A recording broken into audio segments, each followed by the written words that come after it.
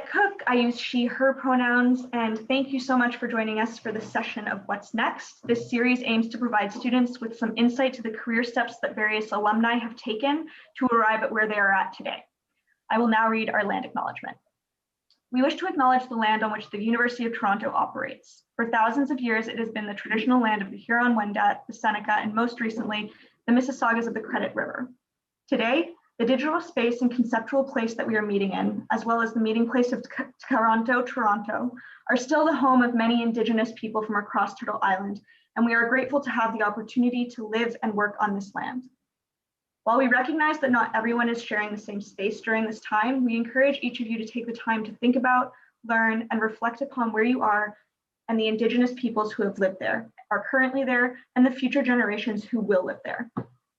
As people living on this land, it's essential for us to reflect the ethos and respect that the Indigenous communities show towards the land and towards each other. We must show support for our actions, not just our words, for those of us who are occupying this land. I would just like to mention a few housekeeping notes. As you've noticed, we've chosen not to use the webinar format, and this is to foster a more interactive environment. We'd like to remind you to remain muted while the speaker speaks, and there will be an opportunity for everyone to engage in dialogue afterwards. If you would like to ask a question, please use the chat function, and we will take incoming questions in chronological order for the Q&A at the end. And with all of that said, I will now introduce our wonderful speaker for tonight, Jia Lu. With a background in landscape architecture, international development, cooperation, and social impact measurement, Jia currently leads a research, analytics, and evaluation team at the City of Toronto's Parks, Forestry, and Recreation Division to provide decision support to improve quality of life for the public. She has a special interest in community development through design, performance, measurement, and socio-ecological resilience research. Jia is also a research collaborator with the University of Toronto, working on translating resilience thinking into practical policy and operational priorities. Jia brings to the City of Toronto a decade of experience in international development, cooperation, working in over a dozen countries in the Global South on improving organizational and program effectiveness within non-governmental organizations and government agencies. She has worked with Plan International, the World Bank, Asia, Ministries of Health in Tanzania, Mali, Ghana, Bangladesh, as well as donors including Dubai, CARIS, Global Affairs Canada, Global Sanitation Fund, and African Development Bank. In Canada, Jia has developed organizational effectiveness strategies for the Ontario Trillium Foundation and created a social impact measurement toolkit for Park People, a public space NGO. She has also worked with Toronto-based design firms Office OU, I'm not sure how to pronounce that, and the Planning Partnership. Please welcome Jia Lu. Thanks so much, Juliet. And it is pronounced Office OU, kind of like the French OU. So thanks so much, everyone, for having me. I wanted to maybe just start with a little bit of a blurb about how I came to landscape architecture and then how I came to be where I am now at the City of Toronto. And you know, pretty much after that, I'm hoping that this will be a conversation. So definitely welcome your questions and also the topics that you want to hear about. But before I get started, I mean, if I were, you know, there, if we were in person, I would ask for a show of hands of, you know, who's doing what, how many are landscape architecture students, how many are architecture or other urban forestry. So if I don't know if people feel comfortable even just like throwing it in chat, I'd love to see that and understand the audience that I'm speaking to. Or, oh nice, Zoom hands. I don't know if you can make symbols for LA versus architecture. But anyway, like feel free to kind of add into the chat as we go. Urban planning, amazing. Future LA, architecture, but interested in landscape. That's really helpful. So I'll just kind of look at that as it trickles in. So I came into an MLA at Daniels from a pretty unconventional field, which is international community development. So as Juliet mentioned in my bio, I had spent about 10 years working in the global south, so all kinds of different countries in Africa, a little bit in South Asia. And my interest in landscape was really kind of a pivot towards something that's more concrete, something that's more tangible. That's also in my own backyard, because I've been working internationally for so long. I wanted to really, have an impact in my own community. And so landscape architecture was this really nice intersection where I felt like I had a really broad range of exploratory options. And so I think, when I was in my MLA, I did, after the first year, and a summer internship with Planning Partnership. And that gave me a pretty good idea of, okay, what does this profession look like in practice? And, the Planning Partnership was wonderful. It was a great place to work and really kind of get my feet wet and understanding, what it is to be a practicing landscape architect in Toronto. They do a lot of public projects with parks, with the province. Queen's Park, for instance, was a project that was just coming up. And, having seen that, I was actually already by year 2, pretty convinced that I wanted something a little bit different than the traditional practice path. And that was kind of, a bit stressful, because here I was, committed to this 3-year process, and a year into it, I was like, okay, I don't think I want to be a landscape architect. But I was still really interested in, all the different disciplines that I was able to kind of ground and land together, and trying to, figure out a way to resolve, theory into practice. So I kind of charted out, or tried to at least chart out a bit of my own curriculum. So I did one of those independent courses that I think everybody has access to, and you can design it yourself. I also took an elective outside of the faculty. So I was getting to be really interested in resilience, because everybody was using that word. And I was like, well, what the heck does that even mean, like in real concrete terms? And so I set out to find out. And so as part of my independent study, I really tried to delve into kind of the history and the origin of resilience theory, and, did a ton of reading around the literature coming out of ecology.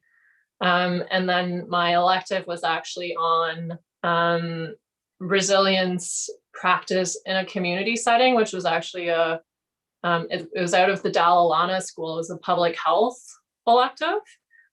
And I really used my thesis project to try and integrate, all these things that I was learning from the ecology fields. And this was before urban forestry even joined Daniel. So it wasn't like, I had that at my fingertips within the faculty, but I was very much encouraged. And so Liette was my thesis supervisor, and she was really encouraging me to, look elsewhere and really reach outside of the faculty to bring in, that kind of truly interdisciplinary approach.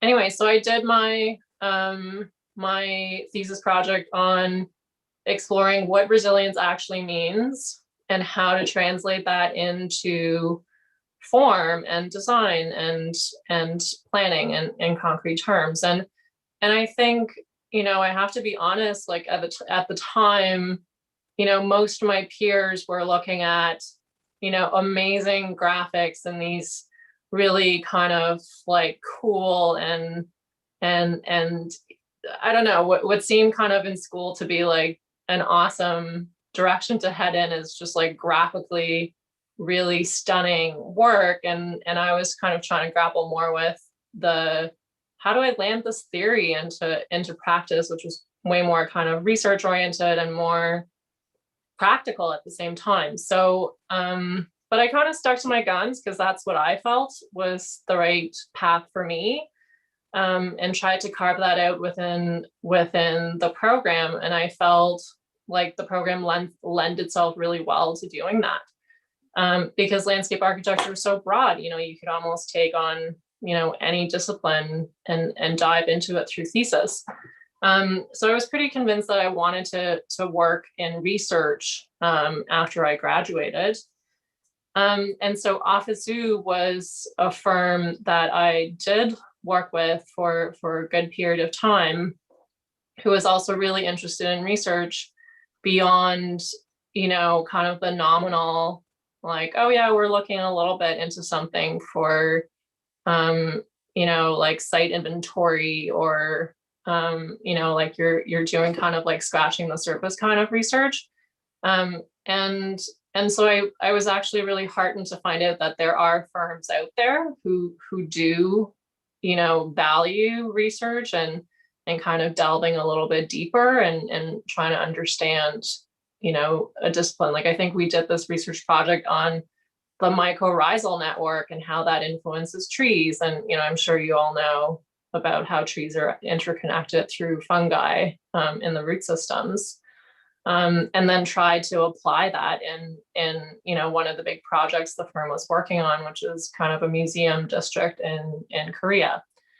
So I got really hooked, and then I tried to think about like, okay, well, I do want to bring in my previous background in community development and program evaluation, which is just kind of like a word for, like when we have all these services and all these programs for the public, how do we know it's actually making a difference? So evaluation is all about trying to set up frameworks and measurement approaches to figure out, well, did we actually make a difference? Did we improve quality of life in meaningful and concrete ways?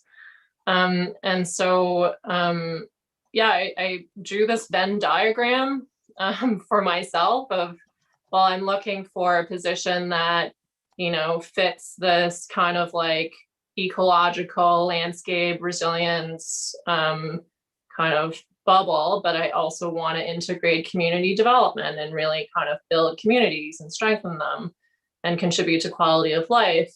And then the third piece was I want to do that through research and evaluation. And then this position at the city came up, and it was literally like that one job that I think I was like searching through LinkedIn, and one other job that came up in Ottawa that were kind of two jobs that fit into the center of my Venn diagram. So I think it happened to work out, and I got both jobs actually at the end, and I had to switch between one to the other. And so that's how I ended up here at the city. And I do find that people don't really know about research teams within municipal government.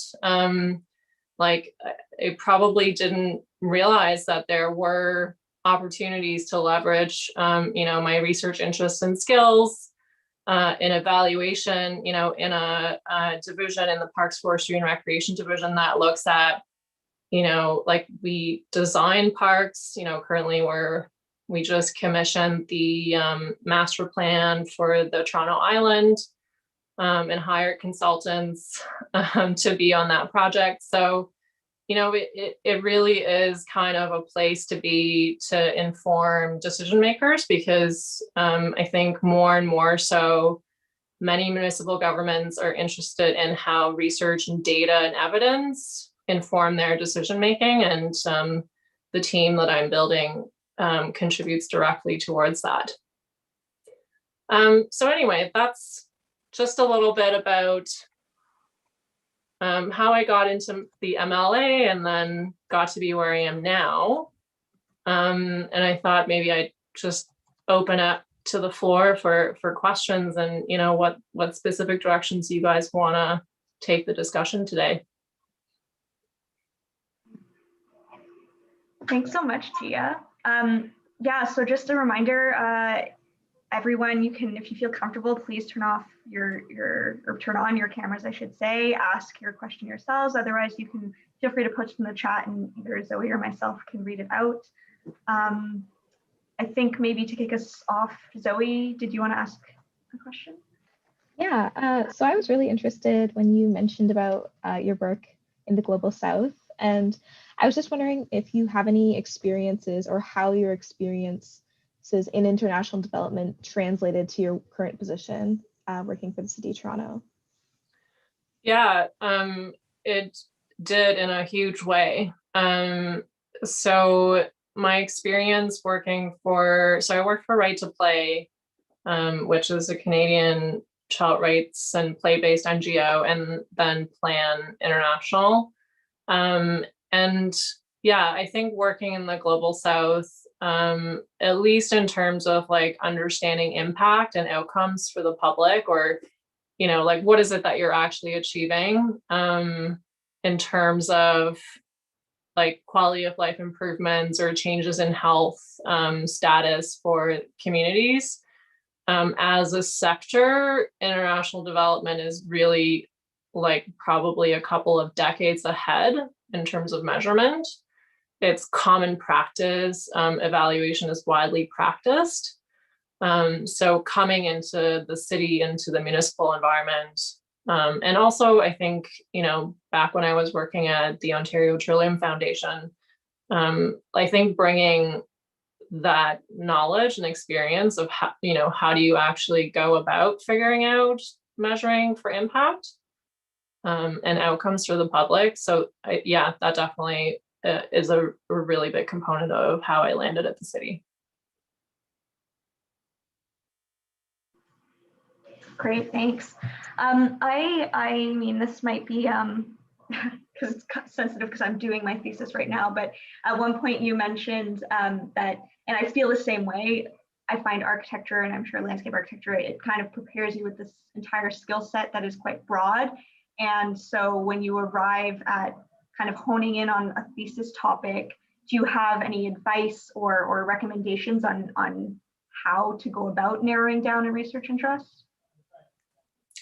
Oh yeah, that's a really good question. I feel like thesis just forces you to narrow because, you know, I think in the beginning you're exploring and you're trying to, you know, arrive at like the area that you want to really look deeper into. But as soon as you have to translate those concepts and the research to design, you have to focus. Like the process almost makes you focus. I think what really helped me, I think Leah was actually the one who told me, she was like, you know, because my tendency was just to like delve deeper into further research and to like read more and to learn more. And she was like, well, like you will actually get to this point where more research isn't going to get you any further. Like you actually have to kind of like flip the switch or flip the coin to the other side and start like creating and designing, which is a completely different animal, like a completely different process than research. So I found that really helpful in terms of like actually narrowing it down. Because once you pick a site and you have to apply your learning to the site, then, you know, the rubber hits the road. So yeah, picking a site. Yeah, I mean, not that this is my talk, but if I was being asked, I think I would say the same thing, because that was exactly the same process. It was like, I just need to read this one more article. I just need to read this one more paper. And it was like, you know, I have, you know, 3 months left. I really have to apply these things that I've learned. Yeah, and that's the beauty of design, right? It's not just theory. You have to actually put it into practice. Mm-hmm. Yeah. Yes, and I think, I mean, I know other schools have a different, I think I didn't come from an architecture or design background, so my impression of what thesis was, you know, some 300-word paper that I would defend. And so I think it could have been that. My prof was very open to it being written and not necessarily design, but the minute I kind of, getting a site really made it like, okay, I have something tangible to work with, and it's not these abstract concepts that I can't, you know, I can't prove anything without having the actual site. So anyway, Zoe, I don't know if you, or hi, Elspeth, do you have a question? Hi, Elspeth. Nice to see you. Nice to see you too. Gia and I were overlapped in the program, the MLA program, before she graduated. Thanks for the talk. And I think your trajectory has been so interesting, obviously. As you were speaking to, like most colleagues of mine, having graduated just last year, going into the more traditional landscape practice. So it's just really refreshing to hear a different perspective. And I was wondering, your work at the city, what kind of tools you're using right now, or like, your day-to-day research, if there's anything, I don't know if we're going to be familiar with the kind of tools you're using, or like how you conduct your research. And I know you created the social impact tool for park people, or I read it in the bio, and I guess I'm just curious, like, what are those, like, what's the kind of final output? How do you get there? Is every project similar in your work? I know that's, so yeah, no, those are a lot of questions. So no, every project is different. So for Toronto Island Master Plan, as an example, so there's so many teams working on it. There's, a consultant team and kind of a city team working on the business plan, which is all about like, who can actually make a business thrive on the island, and what's the business model, and all these very kind of businessy and commercial questions. And then there's obviously the master plan team. And then, there's so much need to really use equity. So, are we consulting with like all the right people, and, is everyone at the table? So the public engagement team is actually a huge part of what drives the master plan.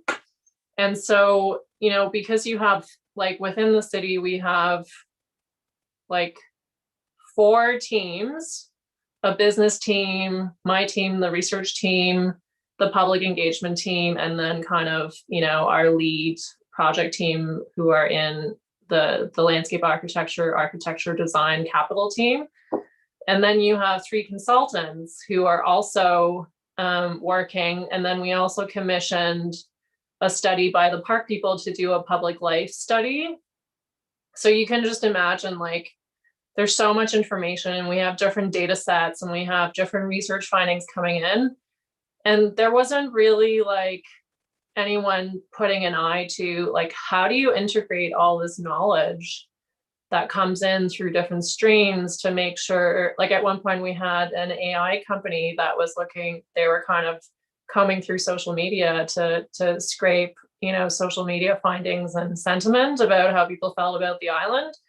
So then my team created this research framework, and this is like a direct application of the research framework, Juliet, that you're probably using for your thesis project, to say like, well, how, like, who is getting what information and answering which questions, and who needs to be informed, and where does the data need to flow? So I think that was a bit of a first at the city in terms of such a big, complex project having a research framework. But I think it was really helpful for, the many different partners and teams involved to know, oh, like, there's some findings from the public life study that corresponds with the findings from the social media scraping. And how can we integrate that into our public consultation sessions so that, people have something to respond to? So that's, one example.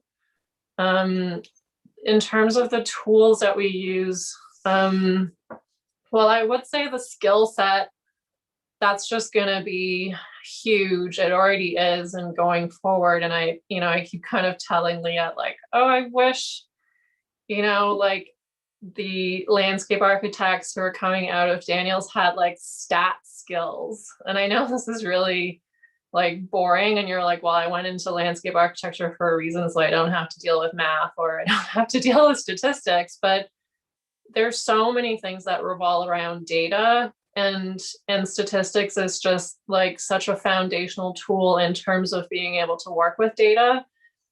I would say that's like a key skill set that's needed.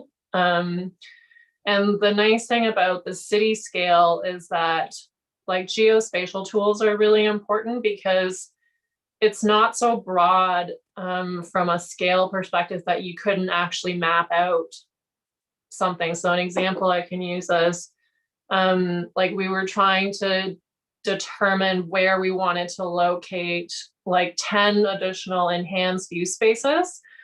So these are spaces that are meant to be, you know, like designed by youth, for youth to kind of come in and hang out and have like a free flow space to engage in programming or, you know, shoot hoops in recreation centers.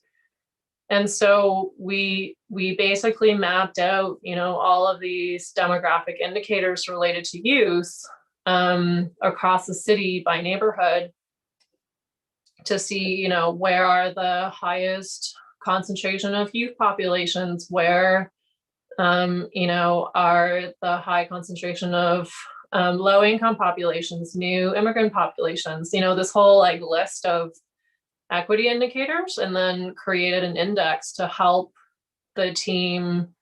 And there's this big advisory body of youth serving organizations that were all at one table to kind of talk through it to say, well, this is how we should determine where to locate these 10 spaces. So I think, you know, that's where the kind of like planning comes in, but you can really kind of grapple with using, you know, GIS tools to lay out what some of that thinking and what some of the criteria should be. Mhm. All also relevant to thesis, because you're probably doing something like that. I have a follow-up question to that, because I feel like what you were saying, that's so great about landscape architecture is that it's sort of the intersection of like several different disciplines, or you can do a lot with the degree. And you also mentioned that, you know, when you were looking for jobs, given your interests, you found like 2 maybe that were related. And I guess I was just wondering, is your position at the City of Toronto, like, would you consider it unique and like sort of I know something positive the city is doing to have your position, your team? Is it something you see other cities doing to like try to combine the intersect of all these different, as you mentioned, consultants and teams, and sort of a potentially repetitive research? Is that something you think other municipalities and cities are doing? Well, I think like when I went into the position that I'm in, I don't think the division knew like that this was going to happen. Like, you know, part of it is also what you bring into it, you know, like the kind of unique perspective that you bring into it. I mean, like I will like be honest, like having that evaluation background, the community development background, and some management background really helped, right? To land a manager position in the city. Without that, I don't think an MLA would have gotten me there. You know, so I just want to be really honest about that. But I think the MLA is what allows me to have really fluid conversations with the planners and the landscape architects and, you know, this team on the Toronto Island Master Plan, and also think, you know, at the scale that landscape architects think about a problem, right? And to like zoom out, like, and to say, well, what's happening across the city, instead of just kind of like zeroing in on one area. You know how when you're zooming in and out all the time and changing scales, I think that has really helped. And I think the other thing that my MLA has really helped me with is a lot of the like complex concepts. When you talk to people about it, it's just like, they're like, what are you talking about? That's so conceptual. But if you landed visually and communicated to people visually, they get it right away. And so in terms of influencing decision makers, that's a really important part of it. I hope that answers your question somewhat. Yeah, no, absolutely. Thank you. So you just in the statement previous, you mentioned some skills, so the statistical skills and some geospatial skills. Do you have any other skills that you would recommend for current students to have in their toolbox before they head out into the professional world? Yeah, I think the ability to persuade. I think that's something landscape architects have to do anyway, right? Like you have to sell a client on a project or pitch something in the private sector. And I think that's a skill that's so valuable. And there just aren't that many other people out there who can communicate visually and persuasively in the same way. You know, like people in business can put together really nice PowerPoint presentations, but it may not be as compelling as if you put, you know, a really legible, clear, beautiful image in front of people. So, you know, I would kind of say, like, use your graphics. Like, imagine using your graphics in other ways than just beautiful renderings. I mean, beautiful renderings really sell a project, but I think in other areas, you know, if you're thinking of something unconventional and not following the traditional path, like using your visualization skills to tell a story, to convince, to influence. And I think if you can marry that with data and evidence, I think that's huge. Hi, Laura. Hi, thanks for your talk. I'm interested to hear a little bit more, and I think that you're involved in this part too, the community engagement and drawing on public's interest in the island project as an example. How easy is it to get, you know, really inclusive coverage of the many potential users of the city island, and particularly the city island, when we all live remotely from it? So how do you get people talking about it and contributing to a vision for its future? Yeah, that's a really good question, and it's a really like salient challenge for the team, and it's really intentionally is the answer. Like, we as a team are really intentional about you know, the stakeholders and the rights holders, right? And like, the island is under treaty with the Mississaugas. They're the rights holders to that land. And so it is literally figuring out a way to say, well, you know, what role do people have to play, and who is at the table and who isn't at the table, who needs to be at the table, and, you know, reaching out through networks, through, you know, like key connectors to say, hey, can we partner on this? And the other thing is that we're taking a long-term approach. This isn't going to be a quickie 1 month engagement process and then it's done. It's actually going to take like 2 years of engaging and throughout the process. So it's really like intentionally taking your time and making sure that everyone is engaged in the way that they want to be engaged too. So I think that's huge. I mean, I'm kind of, you know, on that front, just kind of at the sidelines, and the engagement team is at the forefront of that. Daniel Fusca, who's the manager of public engagement, is this like young whippersnapper kind of whipping the division into shape. So there are lots of, you know, like, you think of city government and you're just like, oh, like, how staid and boring, but there's so many young managers who are really spicing things up and changing things. There's quite a groundswell, I would say, a bit of a sea change.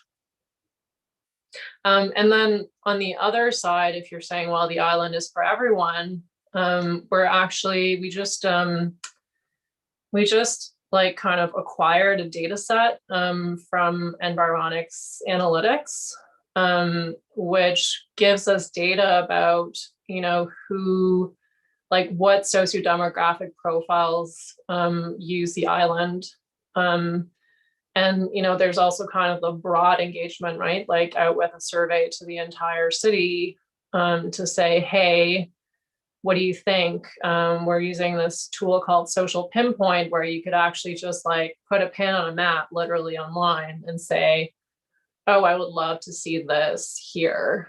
So there are all sorts of like fun approaches and tools that you can use. And I think the point is to really use all of them and triangulate between them, because no one thing or one engagement approach is gonna do it justice.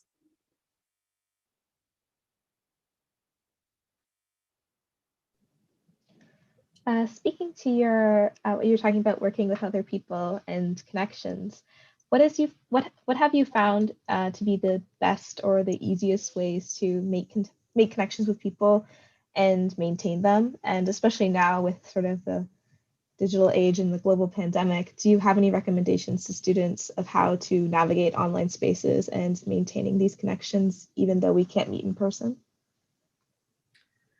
Yeah, that's a good question. I think like I've had people reach out to me via LinkedIn. Like not, I'm gonna get like I don't know, maybe a list of people contacting me via LinkedIn, but I think that that is one thing to do. If you can get, you know, some kind of, this is kind of the LinkedIn hack, which I'm sure everyone knows about already, is you take a look at, let's say, an organization or a company that you're interested in, you know, you look at like who is in that company, and then you figure out, do you have any common LinkedIn connections? And then you hit up your LinkedIn connections to say, hey, could you like set me up for an informational interview? I think that's how it's worked before the pandemic, and I'm pretty sure it still works now. And just say, hey, I'm really interested in what you're doing and I'd love to learn more. Do you have like 15 minutes to just have a phone call to let me pick your brain? And then the trick is to say like, oh, I'm really interested to know more about this. Do you know anyone else that would be a good person to talk to? And then you go from there. That's a really good tip. I've actually never heard that you talk to your connections first. That makes it easier than just going, it's less daunting than just going straight to someone that you don't know and asking them about their work. For sure. And because, you know, if I get like a LinkedIn invitation, I have no idea who that person is, I'm probably not gonna accept the invite. But if someone who knows me says, hey, you know, I know this great person and they're really interested in what you do, do you have some time to chat with them? Yeah, for sure. And I've used it in the past and people, you know, are really great. And I think there's just like this general spirit of paying it forward, you know, because people have helped me in that way in the past. So I want to be able to pass it forward as well. Awesome. Yeah, my partner did his MBA at Rotman, and so the whole coffee chat and paying it forward is very much present. Fadi wrote a comment, I'm sure you can read it. Hi, Fadi. I don't see you. Oh, he sent oh yeah, no, he's there. He just said a thank you. He says hello. Reading out his chat. I just have a question with regards to the transition out of academia. And I think what's great about your role and what maybe people aren't aware of is that there are these roles that allow you to maintain the research side of things, which is something that I really enjoy doing in my degree. Did you face any challenges transitioning from academia when you first graduated into the field of landscape architecture, and then as a kind of subsequent, not super related, but can you speak to what has been the most rewarding aspect of your career since graduation? Yeah, for sure. So the challenge with me of transitioning out of the MLA into practice was that, and I'm going to be totally frank, practice was way more boring. So that that was my challenge. And I kind of had a taste of that after first year in my internship. And this is with no disrespect whatsoever to the firms. I think it's just very much as my interest area. Lots of people have, Office is an amazing firm. If I wanted to work in a firm, that would be the place to be. So I think that to me was the biggest challenge. And then in terms of, finding spots in the world where, you can actually practice applied research, they're not really places that like advertise or it's easy to find. I do think government does tend to have more opportunities in research. And like it may be called something different than what you're used to. Like my team is called business intelligence and performance measurement. You would never hear that and think like, ooh, research that involves landscape and like planning analysis. So I think, like keeping an open mind to like read the job description and look for like what sounds like research. Just because the title doesn't sound like research doesn't mean that it's not. I think Angelica has her hand up. Yes, I see that. Angelica, would you like to ask a question? Oh, yeah. Hi, can you hear me? Yes, we can. Hi.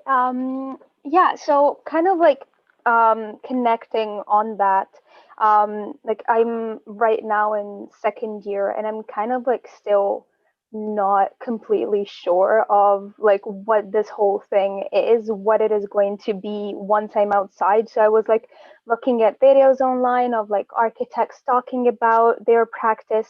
So like the common thing that I was finding there and that you kind of like touched upon now as well is like once we are in school, we have a certain time constraints where we have like just enough time to have a couple of ideas and then like put them right into practice for the review.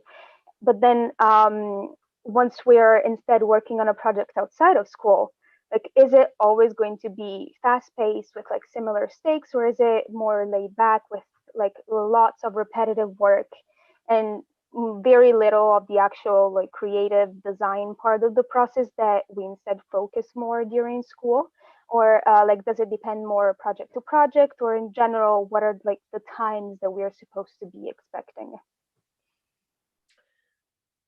Yeah, so you mean in terms of practice, like in a firm? Is that what you mean? Yeah, I mean, like that is probably the one thing that like everybody's gonna begin from with the like firm work, and then in case anybody's interested, then go into their like own firms or like own projects. But yeah, firm mainly at the beginning. Yeah, I think in terms of the design versus repetitive day-to-day, I mean, I'm just gonna say right off the bat, any job is gonna have at least 20 to 30% repetitive day-to-day stuff that you're like, oh, this is the worst. So like it doesn't matter where you go and what you do, that's always part of it. So I think just be ready for that. And then I think on the design piece, and maybe I'm not like the best person to speak to this because I took a totally different trajectory from firm work. So, my experience with firms is pretty limited. But I do think it depends on the firm and the type of work that they do. And, like some firms have, I don't know, like they do a ton of competitions and you're just dealing with like really cool conceptual design like all the time. Some firms are more like bread and butter, like building projects out and construction management, being a big part. So I think you could have more design if that's what you wanted, depending on the firm that you choose. And I would ask them, and I would try and use that, the LinkedIn hack to talk to people in a firm that you're interested in and just say like, hey, like what does your day-to-day look like? Like, what do you do like in your average day? I think talking to people who are in that firm is probably the best way to find out. I think there's so many different firms of different types that like, I think YouTube videos are good, but unless the YouTube video is about the firm that you're interested in, it may not apply. So like, I would recommend checking with, you know, someone on the inside, because it's hard to tell from the outside looking in most cases. That makes sense. Okay, Yeah. thank you. Yeah, no problem. So I had a question about sort of outside of your professional work, your job. Are there any roles that you take on, volunteer or otherwise, that are outside of your current job? And if so, are there any that you can recommend for students to sort of get their feet wet and find their interests? Yeah, you know what? I think it's like, I actually think a good place to start is from within. You know, as someone who's like switched careers, you know, from international development to landscape architecture and now back into like municipal government, I think you really just have to like figure out, you know, what are the things that you're drawn to doing. Sorry, my dog is just like asking to be let out. There we go. Yeah, so like I would actually like observe yourself and see like, you know, what do you gravitate towards if you're not in studio, or what kind of stuff do you like to read? Like what, you know, if you're just like in the pandemic, like all I want to do is bake, or do something creative, like, I don't know, I stuffed like a couch cushion, but you know, that's under extreme boredom. So, you know, but like, so if you observe yourself and what you're kind of naturally gravitate towards, that's where I would start looking. And then trying out stuff that is like somewhat related to it. I feel like, you know, like starting from the inside out is a good direction, because if you start from the outside in, you could be looking for a long time.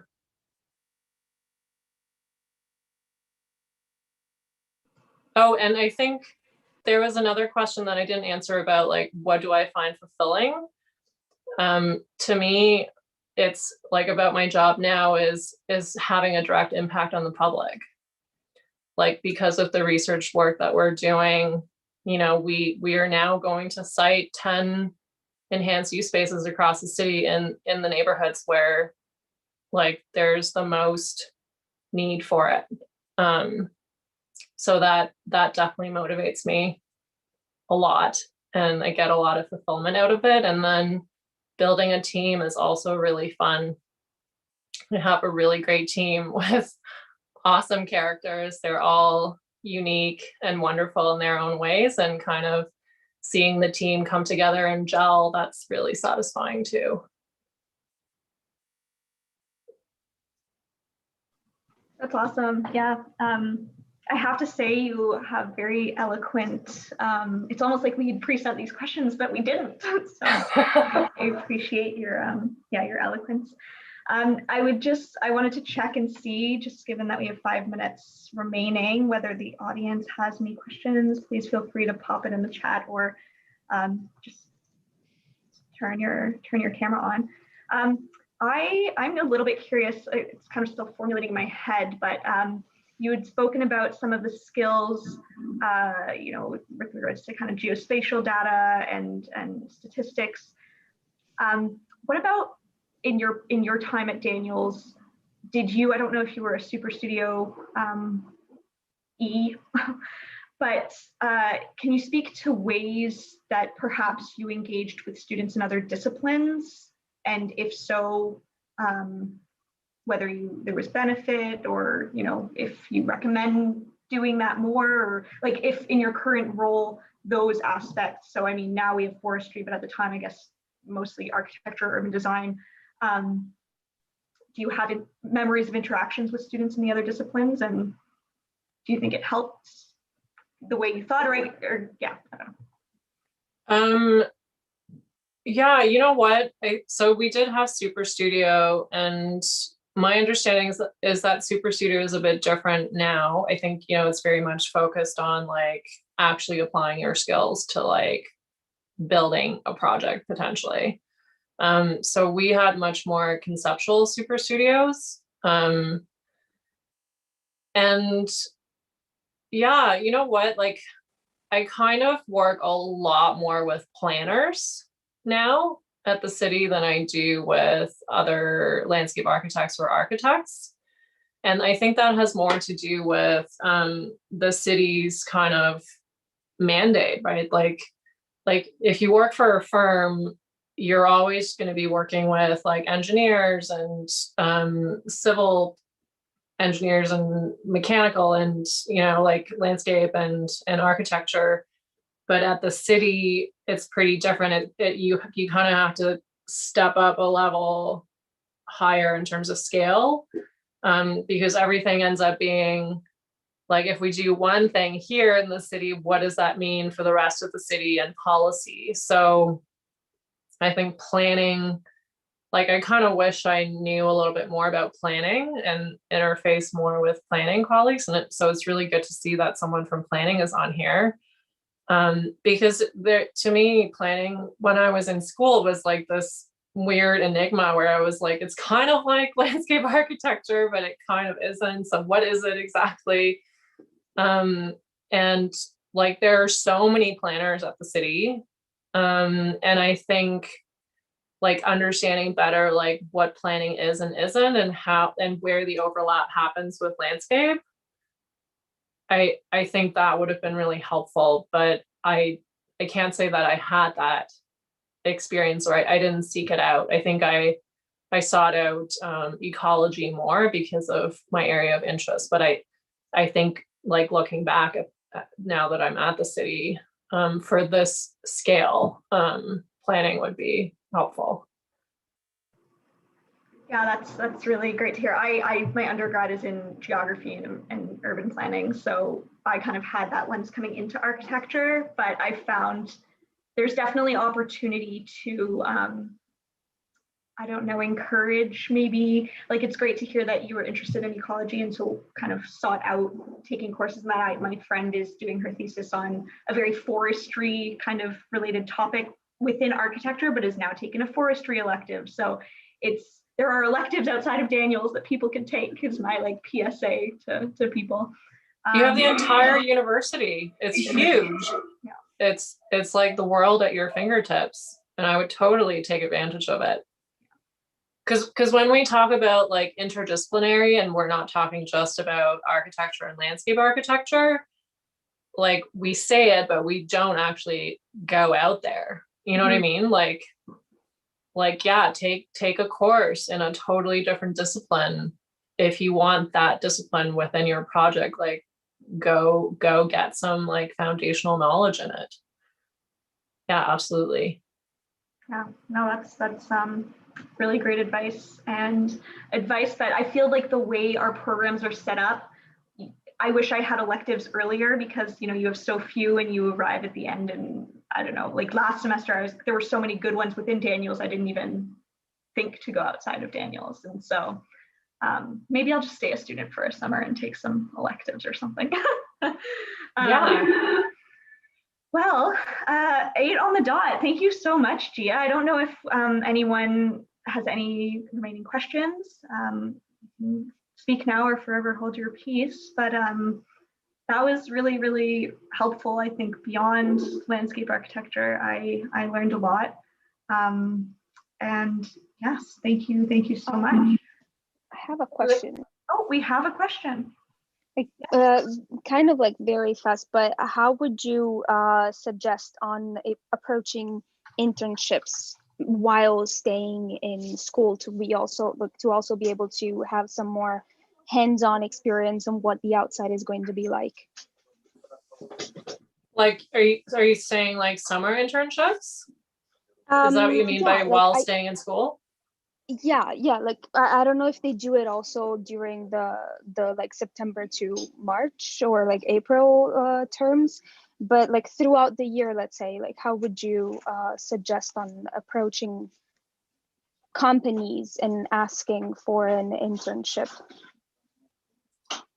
Well, I think companies want so much of your time. Like you're going to be more than full time if you are in an internship for a company. So if you're talking about approaching companies while you're in school for, the summer, versus you want an internship during school while you're in school, right? Like that's Well, what you like mean, I'm right? not sure. Yeah, well, no, actually, like how does the internship itself work? Like how do I apply for it and like stuff like that? Is it beneficial? But yeah, if you do suggest taking it during the summer because it is like a more full-on, like full-time Oh, kind of an yeah. experience, then yeah, absolutely. Like that is already great information. It's definitely full on. I would not recommend doing an internship while you're in school. I mean, you have so much like work while you're in school. I don't know. I don't think you'd have the bandwidth to do an internship while you're at least, in the MLA. I'm assuming so as well for undergrad, but I'm not totally sure. So yeah, in terms of summer internships, I would use the LinkedIn hack and try and get introduced. If you I don't know, can get your professors to introduce you, that helps too.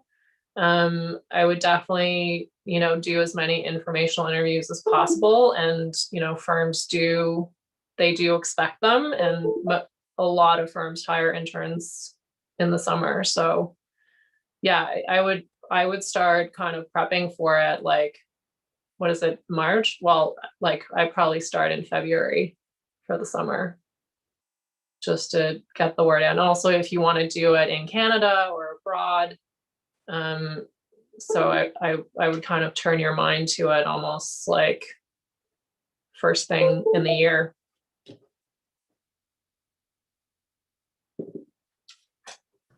All right. Well, thank you so much, Jia, and for staying for an extra 3 minutes.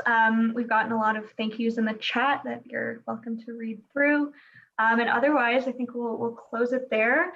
Jia will be in touch with just a thank you, and we might ask if you have peers from your cohort that you would recommend come and talk in future iterations of this event. Otherwise, thanks everyone for being here, and have a great evening. Yeah, for sure. If you want someone who has good experience with like, really cool firms, but then ultimately ended up in research, you should talk to Vince, and Fadi would have his contacts too. Cool. Awesome. Yeah. If you haven't talked to him already, Vincent Javet. Okay. Yeah, we're in the kind of compiling of spreadsheets for names, and then I'll be done, but other students can carry the torch forward on the event, and I'll just come as an attendee. Nice. Well, you're already applying the LinkedIn method, right? Like, yes, connect me to someone else. Yes, exactly. And nice. Everyone has been very like one guy sent me like 10 names, and I was like, this is perfect. So, because it's funny, we originally had kind of anticipated having people from approximately 10 or so years ago, but we started asking faculty and no one had been at Daniels for that long. So they were like, I didn't have students then. So Liat was a gold mine, and there were a few that like had, oh, here are all these students, but a lot of them had. Oh, you know what? I also know someone who did actually, was probably from 10 years ago. You know who you need to ask is Jane Wolfe. Jane Wolfe would have really good suggestions. But yeah, I know an architect who practices in kind of residential architecture in Toronto on his own. So if you wanted someone who's kind of gone out on their own and their experience of that, and I think ecological design is kind of his focus in trying to use like cool. green building standards and passive house standards and whatnot. Yeah, that's I'm in a studio on embodied carbon right now, so we're all very kind of environmentally focused. Oh, he's all about embodied carbon. So yeah, Great. I can send you his contacts. I'll check with him first before I Yeah, no worries. throw him out there. Sounds good. Okay. Thank you. Thanks for hosting and having Of me. course. Good luck with